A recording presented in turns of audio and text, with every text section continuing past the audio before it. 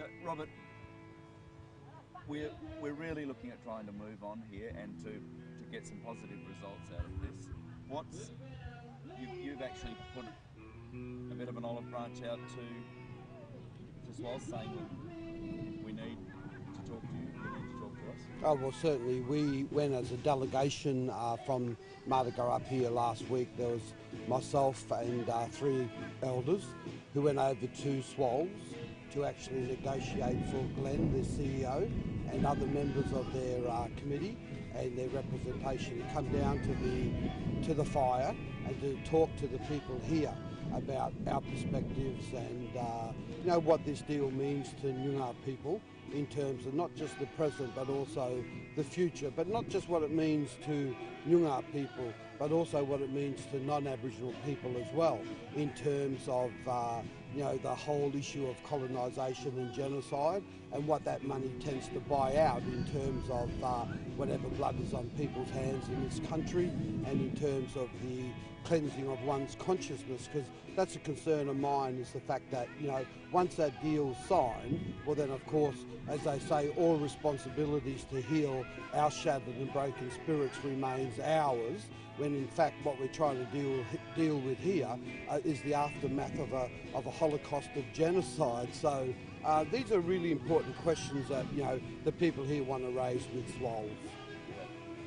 I think if I can, just with that, there are very important sacred site, ancestor burial issues and these sorts of things, the sacredness of the land and the sacred waterways, the wetlands.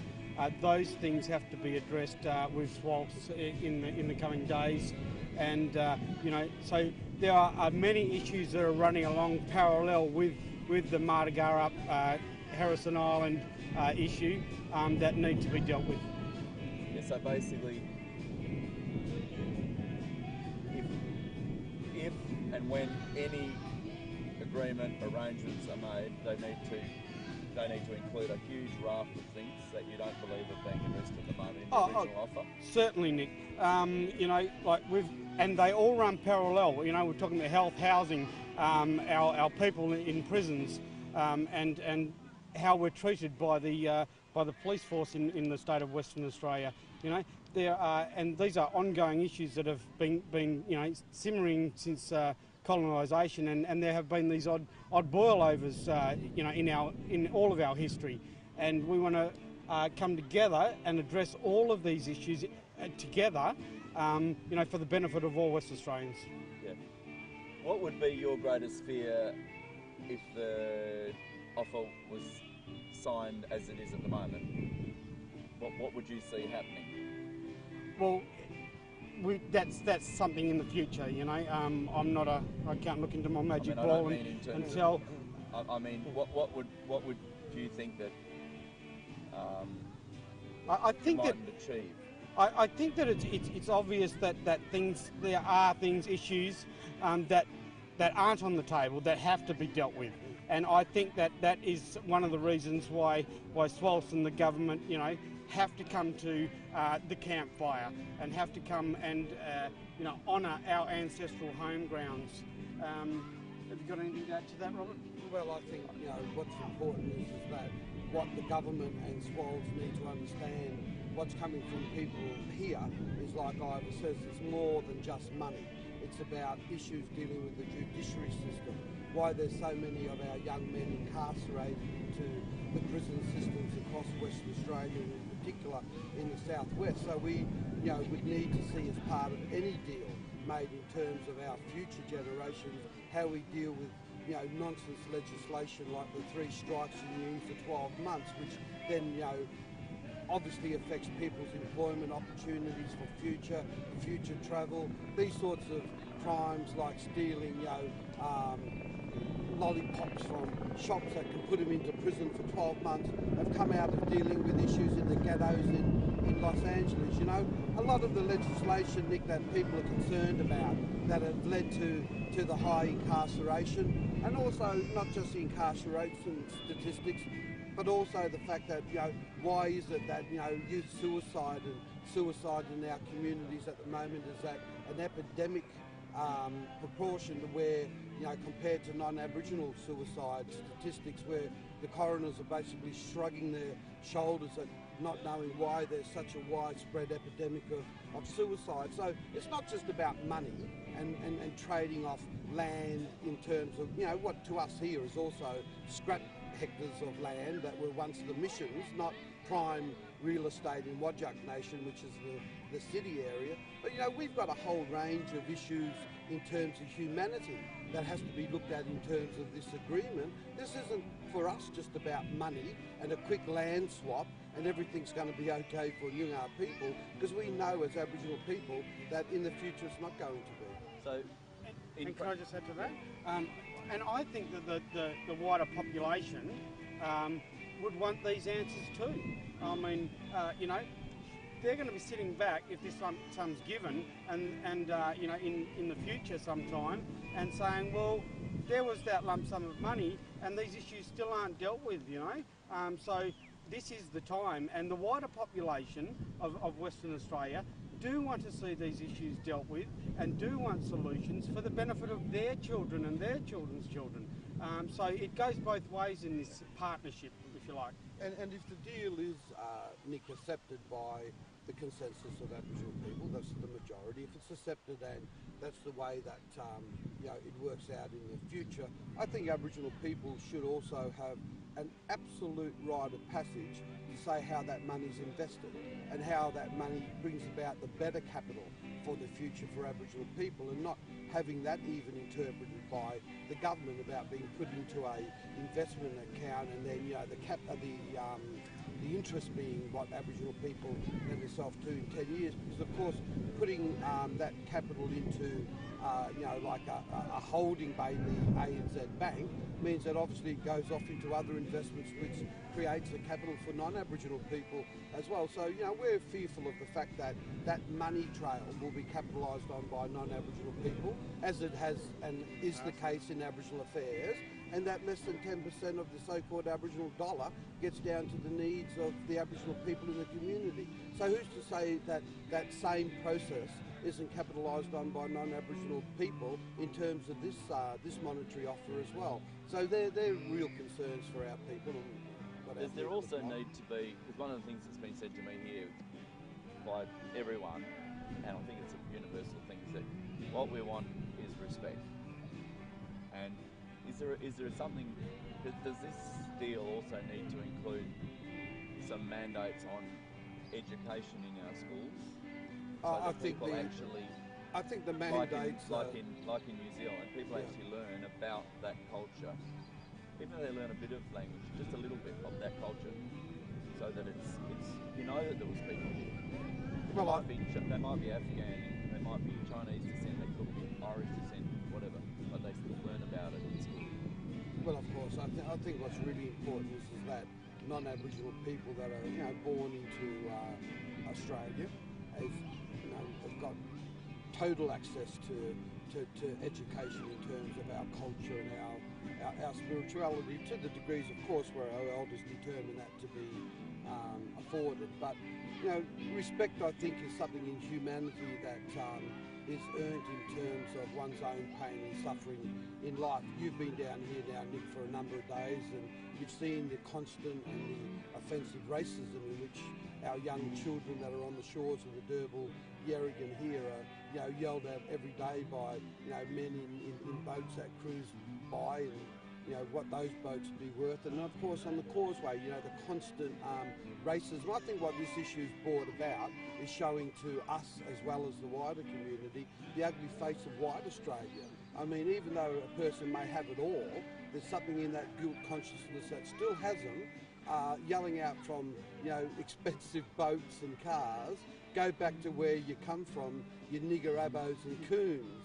So even though they've got it all, they still find, inside themselves this need to even further suppress and offend Aboriginal people who are the traditional owners of this country. Whether you can teach these certain things in the education curriculums or not, I'm not sure of. But it comes as a means of maybe, learning a bit more about humanity and a bit more about the respect of the fact that human beings are equal. There's this thing in white Australia that if you're white, you're right, and that, you know, everybody else is wrong in their assumptions, you know, in terms of the interpretation. This is our land, our spirituality, our religion.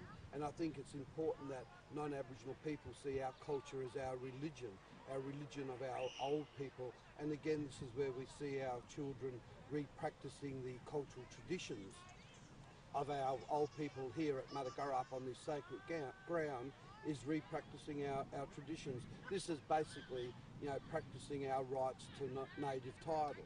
So, you know, you see the smiles on the children's faces. You see the old men telling stories to the children. You see other men teaching the kids how to make the gidgies, the spears, and they're fishing, they're swimming. And for the first time, I do believe they're touching a sense of freedom of our old world, and our children here are happy. And just on that, the trust fund issue, can you understand that there is concern over the spending of that money? And you've said that the problem is, you see that you're thinking that something like about 10% of so-called Aboriginal money actually makes a difference. The rest of it supports the system. You're worried about, you don't want that happening. Well, Aboriginal affairs in this country is an industry. It's an absolute scandal that you know, Wild Australia believes Aboriginal people get a compensation of $1 billion a year for organisational structures in our communities Australia-wide, when in actual fact, like I said, 10% of that reaches the need of the people in the community. If it didn't, and of course we were able to access that total monetary value, we as Aboriginal people could make the difference, and we could start setting up programs and projects that are totally Aboriginal controlled, and our services being more in accordance to our needs and, you know, our people's needs in the community, instead of course offset by, you know, government policy. You know, I would go on further to say, Nick, that, you know, in all the prime positions in Aboriginal affairs right across this country, all of those decisions are being made by non-Aboriginal people anyway. Self-determination, self-control, you know, and this is what needs to be installed into the Nyoongar community and other Aboriginal communities. As Indigenous people have suffered throughout the world, you know, we've got the English Empire that's obviously not done a good job here, the Spanish Empire. These empires have conquered Indigenous people and taken away exactly what Robert was talking about, that religious factor of belonging to your sacredness. And that is of utmost importance to our future generations. If we cannot maintain that, and you cannot maintain it with $1 billion, I can tell you right now, then it is genocide, and we will be you know, a race that does die out in suffering and cruelty. It's a continued theme, and we're about stopping that, and for the benefit of all Western Australians, and I can't express that anymore, for the benefit of all Western Australians, you know, for all of our future generations, so that you know, people like that are here on the ground, that are actually living and practicing Noongar culture and tradition now, you know, if Perth, Western Australia can't see how important it is to us, then, you know, I don't know what else to do. But we certainly aren't going to give up. We're here to stay, and we belong here. I'd just like to finish, Nick, by saying also that people have got to understand that there are some things in this world that money can't buy.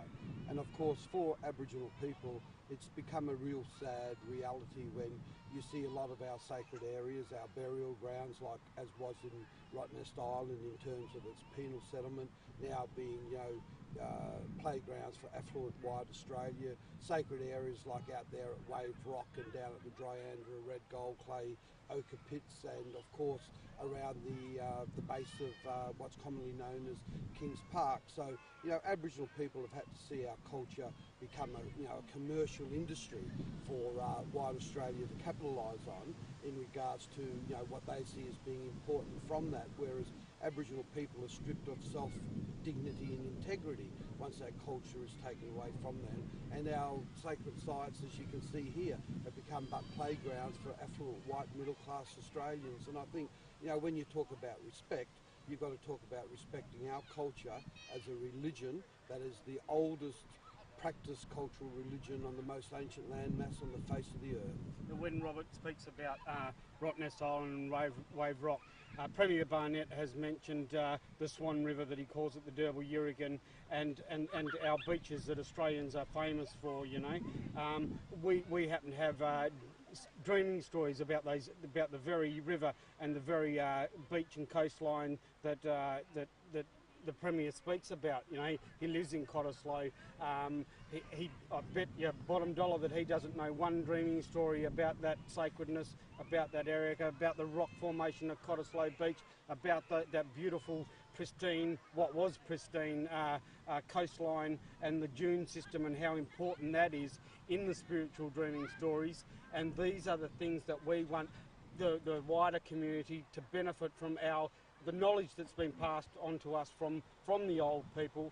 And you know, the campfires of the old people, as you can see here at Margaret, have been reignited, and we want to continue that process for the benefit of all West Australians.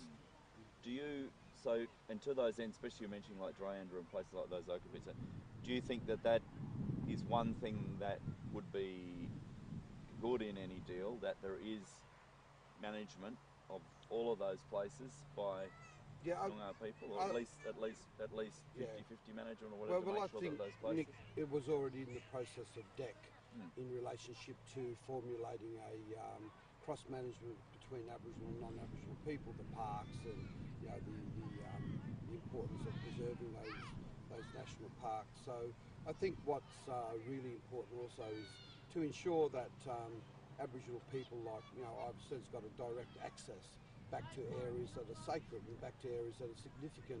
And I think that this particular deal, if it does, you know, and is forged ahead, and, you know, again, the majority of Nyoongar people want to sign off that, and on that line, that there is certainly areas in the Whadjuk Nation, and we're talking about the city area here. You know, we're talking about some areas up there in Kings Park and here at Margaret, and, you know, on the, as Ivor says, on the ocean shores, and places that are, you know, highly significant. Again, what I see as being, you know, that $400 million land handback is, you know, basically, you know, darkened in areas that are, you know, previously were old missions, and, you know, what you'd call the scrap piles of land, in terms of not only its value but also its sacred significance. Wherever there's a sacred site in terms of our religion within the southwest, there's no darkened area on the map that the government has set as a negotiating point for land title. So do we need to look handbacks?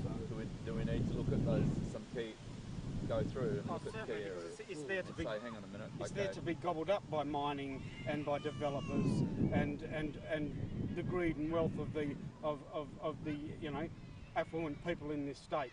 And you know, it's about time that those people with that wealth stop being so greedy and look at this, like you were saying before, on the very least a 50-50 basis, and give Aboriginal people back control of their spiritual dreaming and their sacredness, you know, because it's for the benefit of all of us. One thing that I have heard talked about... Robert, you mind just giving you just that bit of your hair there, just a brush back? I've been trying. You've been doing well. Yeah, I've been trying. There's one thing, there's been quite a bit of discussion behind the scenes over the last couple of weeks that I've been talking to people about. The issue of, say, okay, there's definitely going to be a financial component to whatever arrangement is made. At the moment, they've suggested $60 million a year for 10 years, $600 million, right, as a baseline, as a bottom line. But it's been suggested to me that to actually look at the Aboriginal ownership and the First People sort of thing, that it would be more productive and in principle a better idea if there was, whenever a freehold land was transferred in WA, bought, sold, that there was a tiny little percentage that went into that fund, rather than just taking 60 million a year out of taxpayers' funds for 10 years and saying that. But there's actually, I don't know, have you heard about this idea? Well, look, because as an idea because that's actually like it says, okay, the first people of this land, even if it's a freehold piece of land, that's like at the moment it's 0.02 or 2.5%. But that's something. Is there something? That's something, but we don't want it to go into an arm of government. No. It's got to 100% of it has got to go to the ground, to the suffering, to the to the inequality of our people, and to through no fault of their own, what's been forced upon them since colonisation, the drugs, the alcohol, and these sorts of things have to be addressed. But we don't want any ruling arms of government organisations set up that are going to do exactly what Robert was talking about before, and that is the money will not get down, and the help, mainly the help, will not get down because of that money to the people, to stop them from filling up the jails, to stop the government from building new jails, and the health, medical, oral health, all these sorts of very important issues. 100% has to get down to the people on the ground. Yeah. You were just saying, just follow that one up. You were saying that the $1 billion is, well, at the moment 600, but obviously that's a starting point. That is nowhere enough. Do you have any idea what would be enough? Or would you concede that it's only going to be a certain amount of cash? And no, well, look, it's not the issue of an amount in a monetary terms. It's about what is going to come out of that, okay, and what issues are going to be dealt with on a human rights basis, so that we become our living standard becomes more equal to the non-Aboriginal people that now are currently occupying our sacred land and waterways, and that our sites and our sacred wetlands are protected. These are the things that are going to, together with these health issues and these imprisonment issues, are going to give these lost souls back that religious aspect of the loving of their Mother Earth and their sacred wetlands, and that is an empowering thing, the human mind, and how that then transfers to the human body. So it is a human issue. I think Robert's touched on it before. So the sites issue is probably the hinge point for everything, not just taking not just getting control of whatever little bits aren't drawn parallel lines. And I think what has to be understood in making that statement is the fact that those sites represent our religion, and obviously, as we said, there are a lot of things in this world that money can't buy, and religion and belief is one of those things. And I think that also we need to look at, as part of that deal, is not just the framework of X amount of millions of dollars being locked into a trust fund, and then as per ascertained by how the Nyoongar people may want to expend that. But I think also that part of that deal needs to look at the ongoing profits from the natural resources that are mined in this state to be offset at least 5% to the Indigenous peoples from now and forever, until such time as you've dug it to such a point that there's nothing left to take, that Aboriginal people, if given the rights to the recognition, as Colin Barnett says, that will be enshrined into the state parliament, such as being the traditional landowners of the southwest, that we actually, from this point on, and that no Nyoongar people sign that line until we're at least guaranteed a 5% profit deal from the natural resources that are generated through the minerals within the southwest area, if that's what Aboriginal people want in terms of signing that line. But of course there's going to be a aspect in our community that says, as I've said before myself, $1 trillion won't buy my signature on the line. But I believe if the consensus is, and the majority rules, that the dotted line be signed, well then this is my final statement, that 5% of all of the natural resource profits from the minerals and from the agricultural industries in the southwest of Western Australia be given unconditionally to the Nyoongar people, determine how they want to spend it, on what needs they see as being important in our community, and that be enshrined into future generations from this point of time forever. And that would be, I believe, a more valid compensation in terms of monetary value. It'll be forever, and it'll be a much larger amount than the peanut in which Colin Barnett and his government is trying to wash the blood off their hands with at the moment. Yeah. Can I just say too, the issues of civil, democratic and human rights in this whole issue, questions have got to be asked like, well, where is our civil, democratic and human rights? Why didn't the state government and SWALS involve the Electoral Commission to go to every Nyoongar man and woman from the age of 18 and over and have those rights, those basic human rights dealt with in a way so that then if the dotted line, as Robert said, was signed, that then the majority ruled that decision. In this case, we don't have that. We have what looks like an arm of the government and possibly is with SWALS, because we all know that the Land Council is forced upon us by the Native Title Act and that you have to have that. So, you've whether you like it or not, you've built a dictatorship. Would that be in any Western country in the world, would that be acceptable? My answer is no, it wouldn't be acceptable. Have a look at Iran and have a look at Afghanistan. And these human rights issues are happening in our own country, in your own backyard here. So wake up Australia, wake up Premier Barnett, and let's do something positive, for the benefit, again, for all Western Australians. Now, Robert, we do have to go, Yeah. but just on that, your final words that you're saying. But okay. You run a service, you've been around, you're very intelligent, both of you, but you know that 5% idea, what would you say to people who say, well, that's too much? Or, like what you're saying is basically the production of that country, of the land, whether it be mineral or agricultural. I would say have a real people look. will say that, won't they, when it goes out? I would say have a real look at what little Aboriginal people have got, what the history of dispossession from our lands and disinheriting from our religion has meant to the conditions in the contemporary sense in which our people live. Have a look at the history of the Native Welfare Act that forcibly stole the children from the mothers and the fathers so that the white man could get to the wealth of the great southern lands, institutionalised them in missions right across the southwest. Have a look at the incarceration rates of young Aboriginal men and women in the West Australian prison systems. Have a real look at the Aboriginal youth suicide and the suicide rates.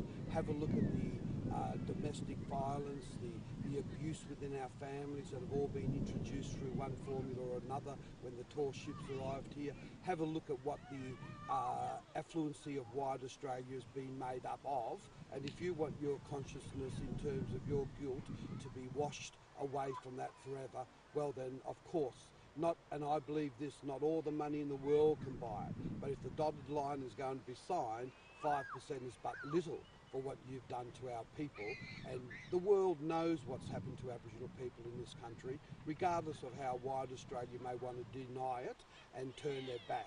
The world knows what's happened to Aboriginal people, and I say 5% is but a very small amount in terms of compensation to bring back some dignity, integrity, and to ensure the survival of our future generations. And I believe that SWALS and the government can't go to our communities